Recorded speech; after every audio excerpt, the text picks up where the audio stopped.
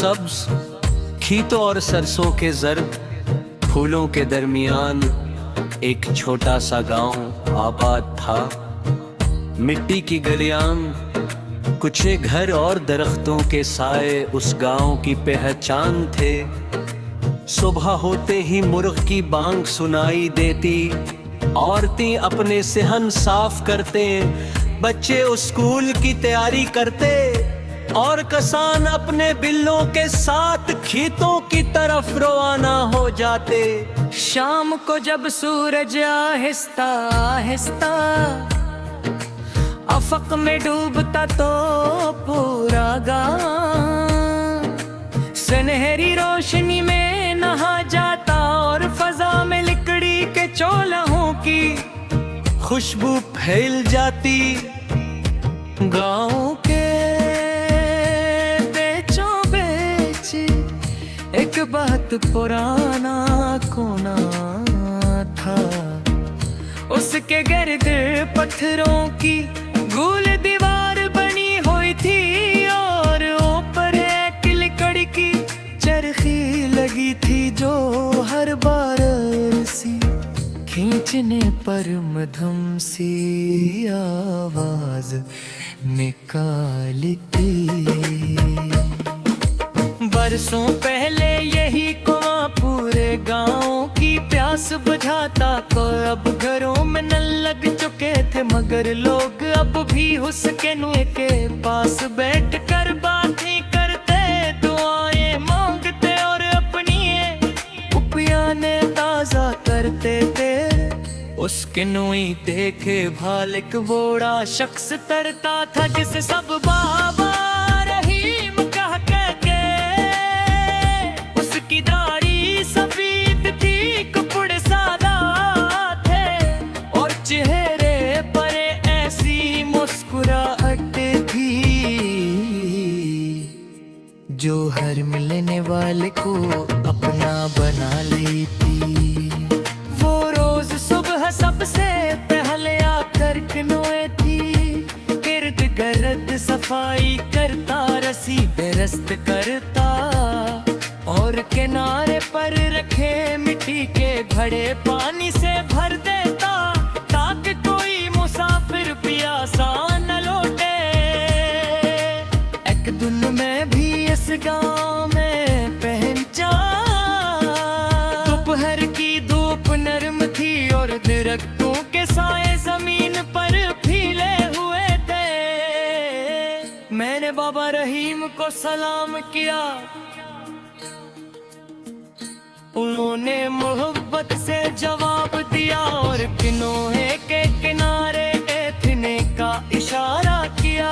मैंने ठंडा पानी पिया तो उसकी मिठास हैरान मुमकिन थी। मैंने पूछा,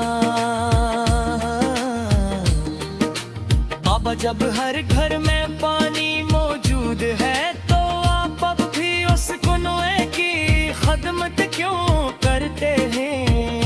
उन्होंने चरखी को आहिस्ता से घुमाते हुए कहा, जो चीज लोगों की प्यास बुझाती रही हो, इसे तन्हा नहीं छोड़ना चाहिए। ये बात मेरे दिल में इतर गई। उसी दौरान एक बूढ़ी औरत आई, उसके हाथ कांप रहे थे और कोना भारी था। हरदीम ने फौरन घड़ा भर कर उसके सर पर रख दिया। औरत ने दुआएं दी और आहिस्ता आहिस्ता घर की तरफ चल दी। मैंने पूछा, आप हर किसी की मदद इतने खलूस से क्यों करते हैं? वो मुस्कुरा कर बोले, पानी की तरह बनूं जो हर बर्तन की शक्ल इख्तियार कर लेता है, मगर अपनी मिठास नहीं छोड़ता। दोपहर के बाद चंद बच्चे खेलते खेलते कुएं के पास आ गए। वो शोर मचा रहे थे और पानी में टिकरियां फेंक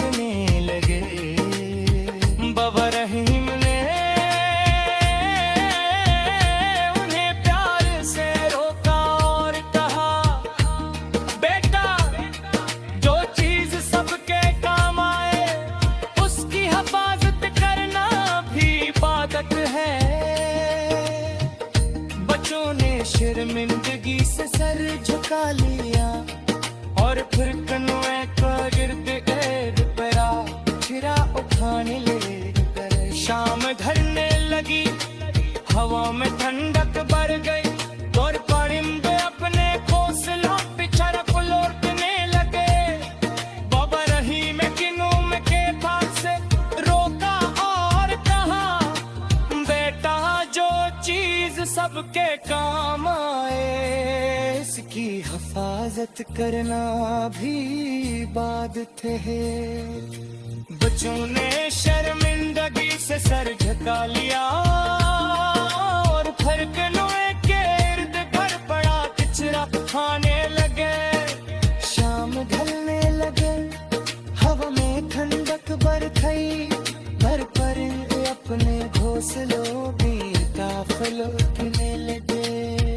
बाबा रहीम ने किनुओं तक किनारे पर एक छोटा सा चुरा दियो शन किया। मैंने पूछा